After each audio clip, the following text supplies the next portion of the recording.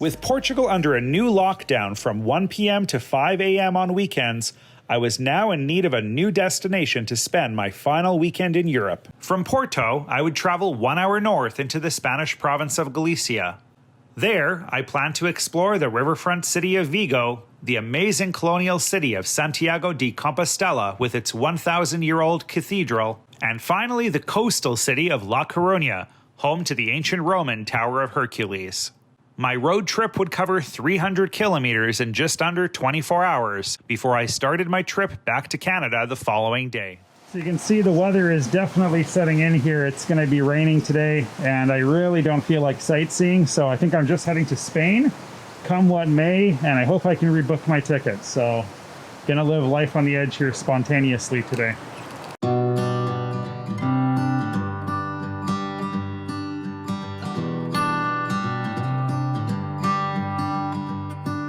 I've said it many times, I know I would change my ways, I know for sure.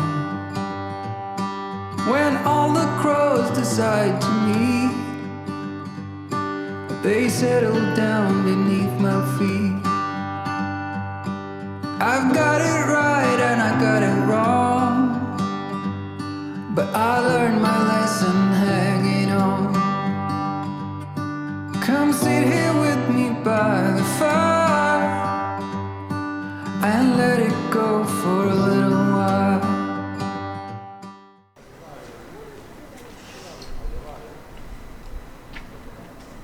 So after a completely extortionate taxi ride, €8.50 to go 2 kilometers, I have arrived here in Old Town Vigo. So this is the Cathedral of Santa Maria. I'm not sure the age of this. It doesn't look super old. But yeah, this is the old town, or the Casco Viejo of Vigo. Get some raindrops now on the lens. It's spitting a little bit out. Anyway, gonna go further explore the old town here of Vigo. You can see very strange art here on some of the buildings. So strangely enough, there's like paintings of vaginas pretty much all over the center of Vigo. I'm not sure what the representation might be or what the motivation might be behind that. Heading down towards the main plaza here in Vigo. Yeah, there's nobody on the streets though. I'm hoping there's no lockdown here that I don't know about. So you can see it's a bit forlorn, but it's got glimpses of beauty. The smell, on the other hand, is not as tempting as I would have hoped. So really beautiful windows here on some of the buildings in the old town. Definitely have the same tone to most of them, that kind of light tan gray. Galicia is unique in that it has its own language. So I can't remember how they pronounce it again here, but it's basically a blend of Spanish and Portuguese. So this is the beautiful Plaza de la Independencia, or the Independence Square, here in Vigo, Spain. I almost said Portugal there for a second. I only have about 30 minutes before I catch my train down to Santiago de Compostela to see its massive, beautiful cathedral. It's about 1 hour and 20 minutes up the road, so I don't want to miss that because it's one of Spain's most beautiful cities. So I got about 1 kilometer to walk down here to the main train station. Hopefully I don't miss this train. If not, there are some other transport options, but I'm going to try to get down there as soon as I can to head to Santiago de Compostela. See the wind just blowing this fountain pretty much everywhere. The wind is that strong today, it's really crazy. All right, I made it to the train station, and now I'm going to try to get on this train to Santiago. And you can see just how empty the trains are. There's about 2 or 3 passengers down that way in this carriage, and there's only 2 on the other side. So there's not many people traveling right now in the north of Spain. So be here as the night starts falling. Let my fingers walk over your head. We got nothing to be scared of. I'd rather be with you than by myself. Now all is in your hands.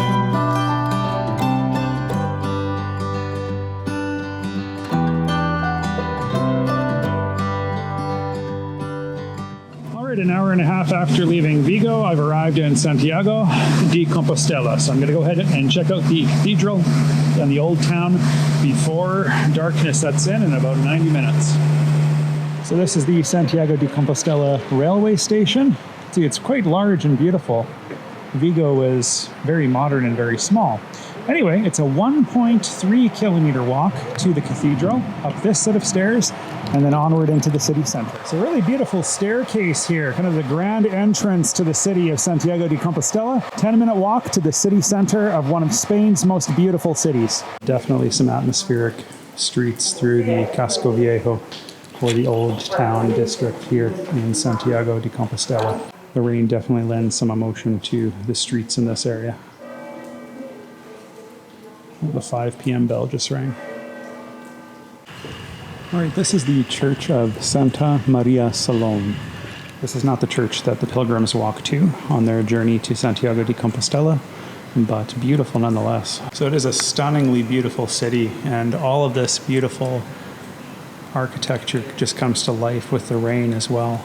Continuing my way down towards the Cathedral of Santiago de Compostela.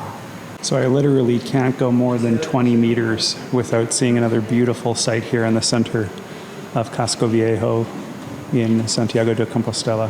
It's so beautiful. You can see this balcony just adorned with vines. Centuries old. Very cool place.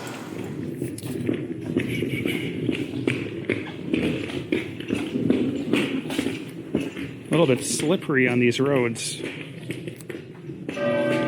Beautiful. I can hear the cathedral. It's kind of a maze of these pedestrianized cobblestone streets. Really cool place to walk around. It is a true old town with no vehicles. Very, very, very beautiful place. Okay, here it is. Absolutely gorgeous. This is the piece de resistance of this entire city. Oh, wow, that's so cool. See, it's definitely undergoing some construction right now, so it's not as beautiful as it otherwise could be, but pretty crazy to think this was built between 1075 AD and 1211 AD. 1,000 years old at its oldest. So cool. So this is the Plaza de Obradorio, right at the front entrance of the Cathedral of Santiago. You can see I don't have much daylight left, but I hope you guys are soaking this all up because it's incredible. What an underrated city. I'd never really even heard of it before arriving here. So cool.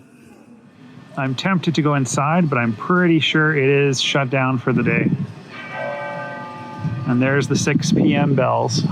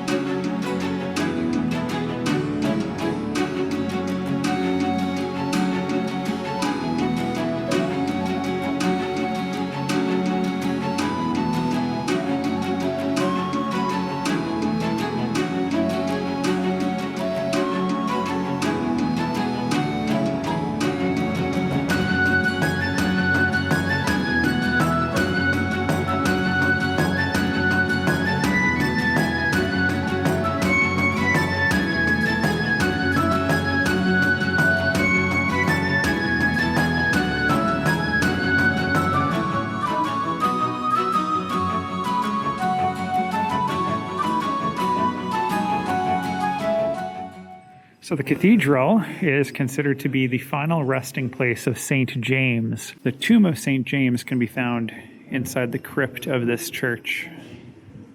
Whether it's true, that's a different story, I suppose. Definitely really interesting to see so many people taking this journey and walking with their sticks and backpacks and everything else. You have to complete it by foot, so you walk all the way to Santiago de Compostela, which is absolutely crazy to think how devout some of these Catholics in Europe are. It's actually pretty spooky to walk around here, walking through these tunnels.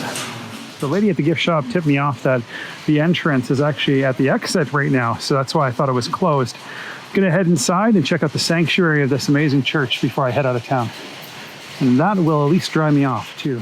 So I'm sure it would be more atmospheric if it weren't for the construction equipment in here, but it looks like it's going through a massive reconstruction. I'm really glad that I was able to come in. They let me come in with my suitcase, so as cringy as that might be, I'm glad that the gift shop lady tipped me off to check out the sanctuary. So I'm gonna go check out the tomb too if I can. But yeah, really strong smell of water mold in here. They definitely have some standing water somewhere. So it's incredible to think that many of these things are almost a millennia old. Not all of them, of course. Some of them have been added since. But absolutely beautiful history here. You can just see the gold relief on this one. So much detail. Really cool.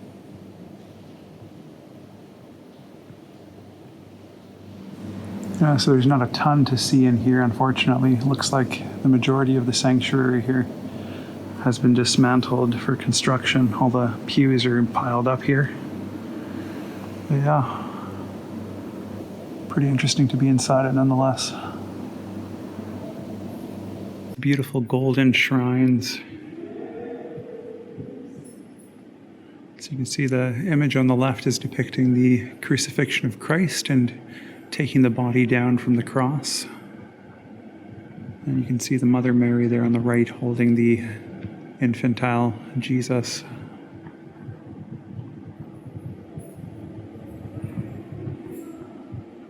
So much gold in here, so beautiful. Almost smells like skunk now. A little bit like marijuana, to be honest with you. Absolutely incredible stone carved ceiling. Almost looks like marble. So cool.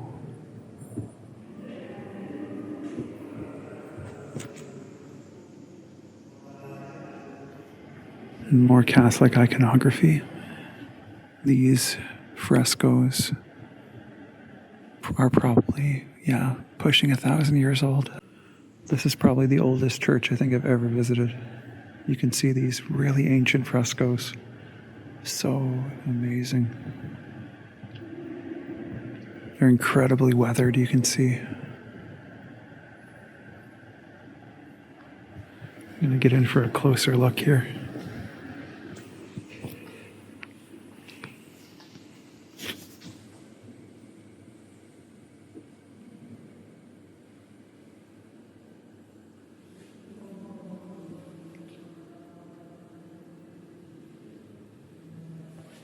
Really cool place.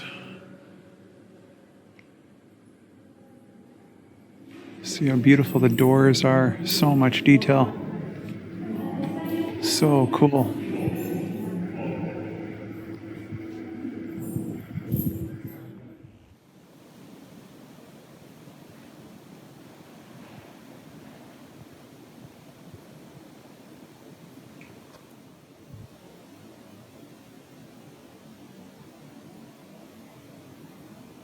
So I guess they're closing for the evening. It's about 7:00 p.m., so I don't blame them. Really cool to have been able to get inside the cathedral and just see all the detail here. Absolutely stunning place if you ever have a chance to visit. These corridors are so ancient and beautiful. All right, exiting the cathedral. Really beautiful. Sí. Salida aquí. Gracias. All right, we are exiting the cathedral at the gift shop. You can see it's raining like mad out there. It looks like they anticipated the rain by building these colonnades. So I'm actually managing to stay dry for most of my walk through the old town here in Santiago de Compostela. Still got a good kilometer to go though to the train station. So this is the Praça do Toural, and you can barely see it because it's so dark out, but you get the idea. Beautiful fountain here in the center. And a little chocolate shop there on the end, so getting into a bit more of a tourist area. So 15 minutes later, I've arrived back at the train station here in Santiago de Compostela. And now I'm just waiting to board the express train up to A Coruña, which will take about 25 minutes, and it cost me about €7.50. Won't you be my guide and let me follow? Can I hold your hand for old time's sake? And all this time you waited for me. Little did we know, I guess it's fate. Now all is in our hands.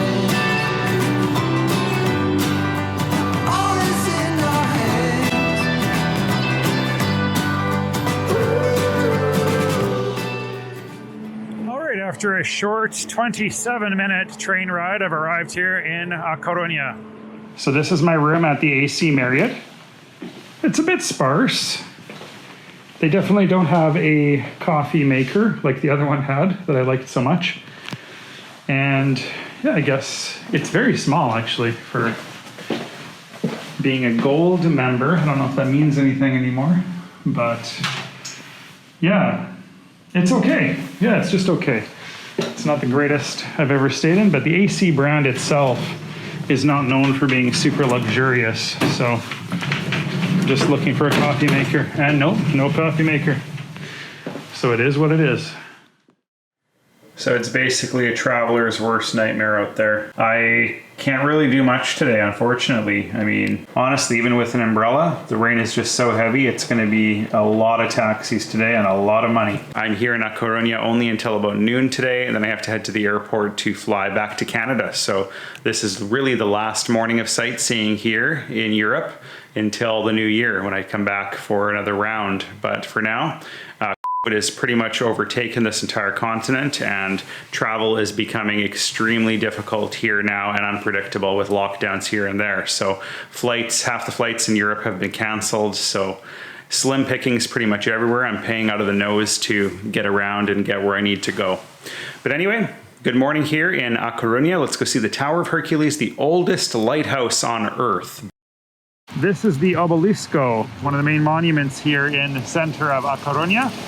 From here, I'm going to be heading up to the mountain, or I guess the hill, where the lighthouse is on. It's just on the spit here, on the little peninsula in the heart of A Coruña. There's just an incredible amount of water coming down. I can't enjoy this whatsoever. I have holes in my boots, and there is water everywhere. Not as bad as a few summers ago in India, in Calcutta, but boy, this is something else. I'm gonna head down towards the main city square and then up to the lighthouse. So you can see the coat of arms of the city here on the street, the Tower of Hercules in the center. Well, if it was not for the rain, I would actually be enjoying myself quite a bit today. So this is the Praça de Maria Pita, or the Maria Pita Plaza, in the heart of A Coruña, the city's largest square. Pretty beautiful. And this is the A Coruña City Hall. It is a pretty nice building. So this is the Parroquia de San Jorge. It is a beautiful historic church. You can see many people going to Mass this morning as well, given that it's Sunday. Pretty stunning church. This is just north of the Plaza Maria Pita. I just called my Cabify, which is the local service here, and hopefully they arrive pretty soon. It's 10:45 and I need to get to that lighthouse before my flight. I'm likely gonna have to cough up the money and just take a cab to the airport. It's like 15 to 20 US dollars, but if I want to really enjoy the city, that might be the only option at this point. Well, it finally stopped raining, thankfully. It's just barely drizzling now, but I've made it here to the Tower of Hercules.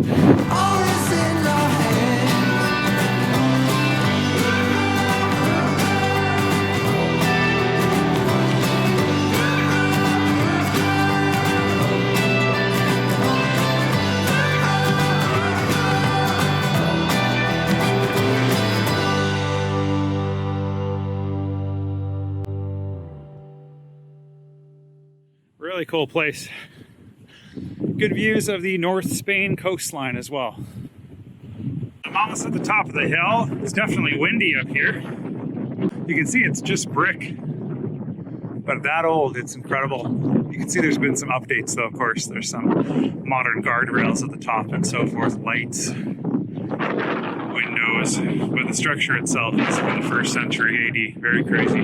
This is literally built about 60, 70 years after Christ's crucifixion. This is very near to the point called Finisterre, which is about an hour from here, which marks the end of the known world in ancient times. So you can see a statue here. More interestingly, this is the UNESCO World Heritage Marker, indicating this as a UNESCO World Heritage Site. It is definitely an outstanding historical building. Absolutely incredible to see this kind of a historic structure located in a place where you would least expect it.